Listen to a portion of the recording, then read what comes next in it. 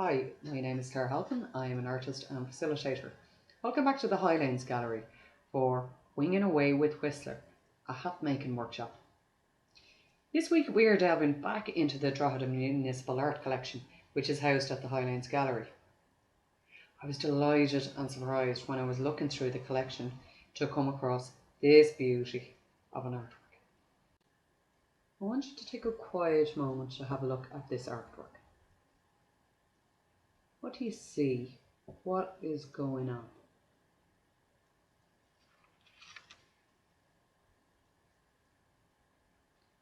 So we see a picture or a portrait of a lady. I'm saying she's a lady because I think she's wearing fancy clothes. And I think maybe she's not from now. I think maybe she may be from I don't know, maybe 100 years ago maybe. Because I'm looking at the clothes she's wearing, the fashion. Seems to be a long dress, possibly a frilled collar. Some big sleeves as well around the shoulders, puffed out sleeves. And then it seems to be gathered in at the waist. And then that hat. It's got a wide brim, not too wide. And it makes her face look small. And there's something attached to the hat, something coming out of it. Maybe looks like, I don't know, a feather. And I'm wondering what colour it might be. I'm looking now at the way the lady is sitting. She doesn't look that comfortable. It's like she's ready for takeoff. Like she's sitting in a jump seat. She doesn't look like she's looking... Don't look at the way she's looking. She doesn't look relaxed. She looks like she's looking to the side. She's not looking at the viewer. She's not looking at the artist. And I'm wondering, maybe she shouldn't be there. Maybe the artist is making a quick sketch of her to remember her before her sudden departure. So I'm still wondering who this lady is. So I checked out the title of the artwork, and that doesn't really help us because it's the winged hat. So the portrait is all about the hat and the wing on it. And then I noticed the artist's name, James McNeill Whistler. And I noticed then there's something else with wings in this artwork.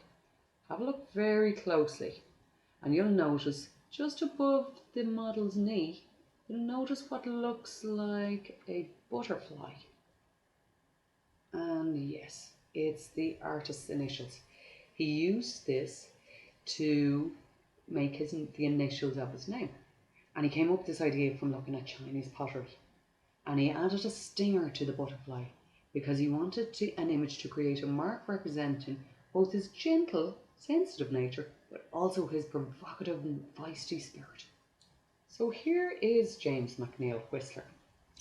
As an artist, he actually travelled a lot around the world. He was born in America, he travelled to Russia, he went to London, then back to America, where his first job was for the US military, drawing maps of the coast for them.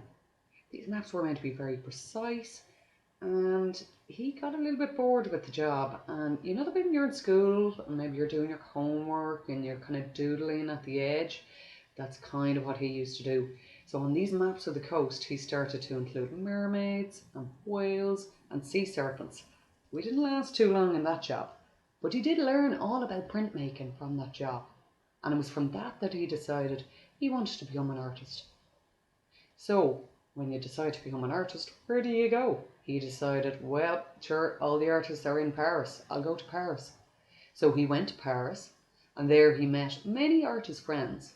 And he made some enemies too. He could have a bit of a feisty spirit.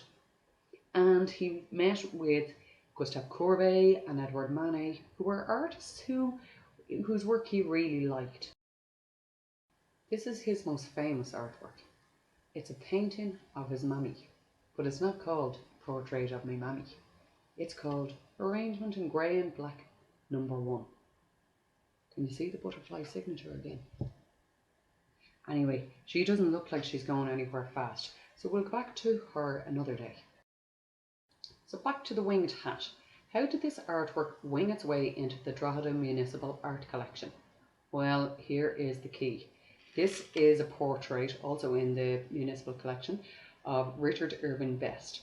He was a big art collector, and he was the one who purchased the artwork from James McNeill Whistler, and he donated to the collection of the Drogheda Municipal Collection for all of us to see. So, back to what we're going to do today. We are going to make hats that can fly or can sail us around the world. So, we'll have a look now and see what materials we are going to use.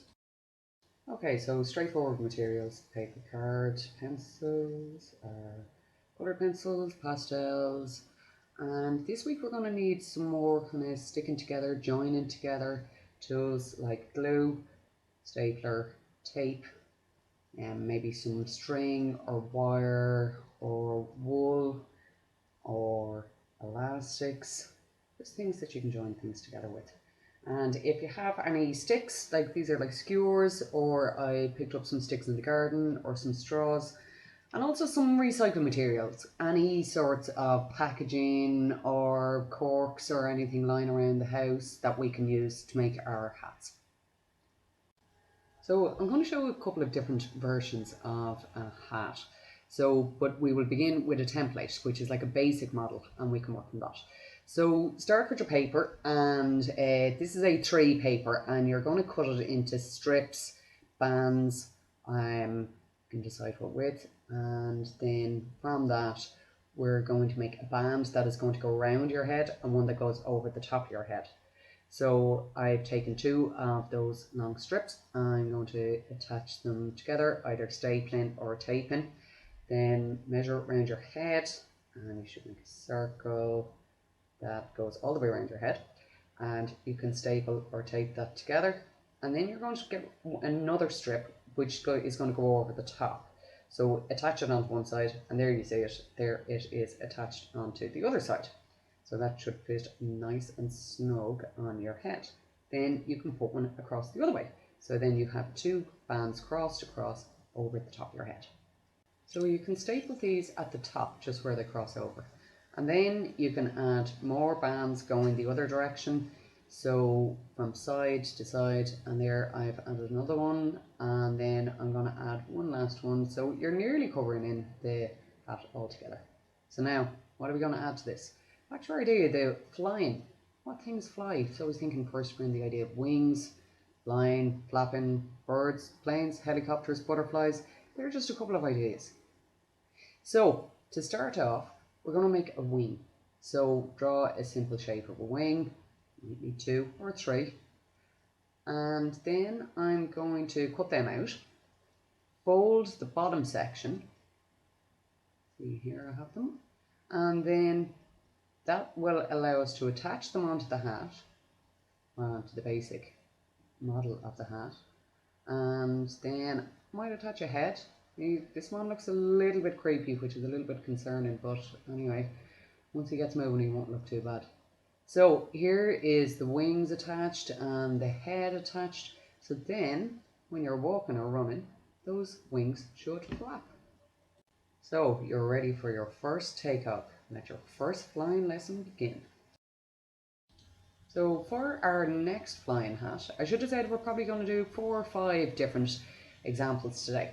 Anyway, this is going to be with the butterfly wings. So I've used 2 lengths of wire. You can see them here. I've made them into like a kind of a number 8.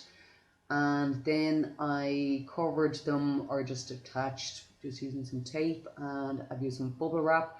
I was looking for some kind of lighter material, or material that you could see through.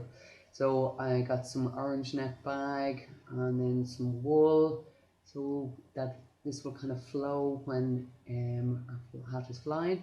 And my piece de resistance is the 2 corks for the antennae.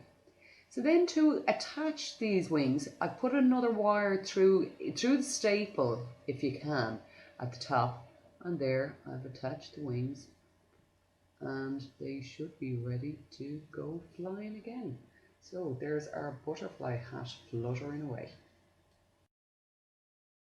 Okay, so just in case the boys are thinking butterfly wings, swan wings, I'm out of here.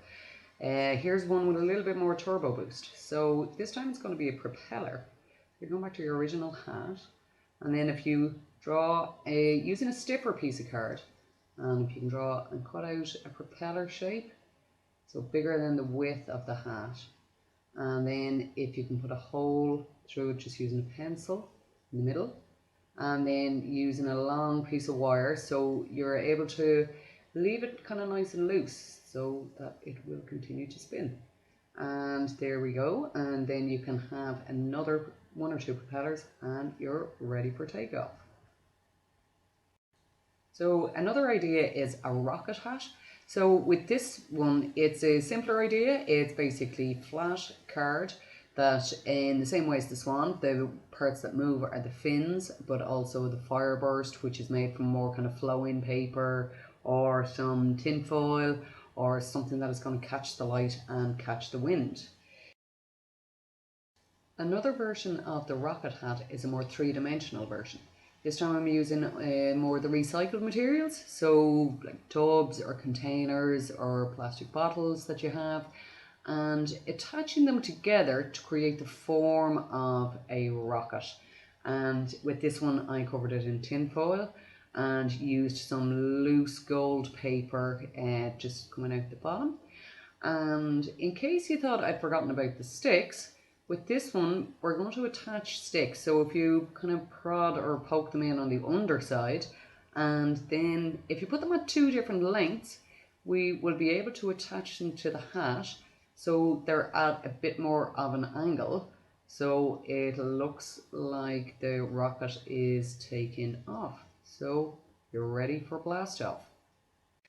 There's 5 flying hats ideas for you, all inspired by the winged hat by James McNeill Whistler. Good luck with your hats, and we look forward to seeing your flying hats, so please do send images of you and your flying hats for the Highlanes online gallery. Have a safe flight!